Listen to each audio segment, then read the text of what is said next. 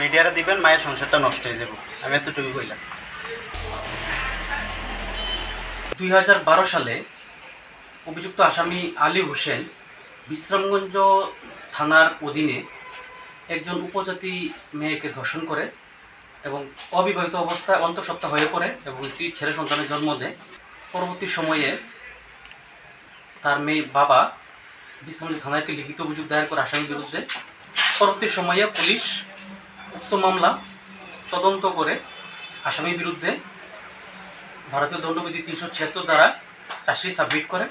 আজকে মাননীয় additional session জাজ শ্রী দেবাশিস কর একটি মামলা যার নাম্বার ST টাইপ 1 10/2016 উক্ত মামলায় একটি আসামি আলী হোসেনের বিরুদ্ধে একটি চূড়ান্ত রায় প্রদান করেন এবং রায় প্রদানকালে মাননীয় আদালত অভিযুক্ত আসামিকে ভারতীয় দণ্ডবিধি 376 ধারায় 10 বছরের সশ্রম কারাদণ্ড প্রদান করেন, সাথে 1 লাখ টাকা জরিমানার নির্দেশ দেন।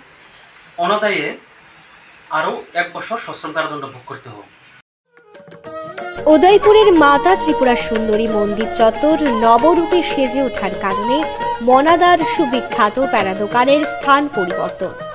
এখন পূর্ণার্থীদের সুবিধার্থে কাউন্টার খোলা হয়েছে দুটি, একটি জাতীয় সড়কের পাশে SBI এবং IBBI ATM এর মাঝখানে, অপরটি মাতাবাড়ি স্কুল মাঠে সরকার বর্ধিত 8 নং স্টলে।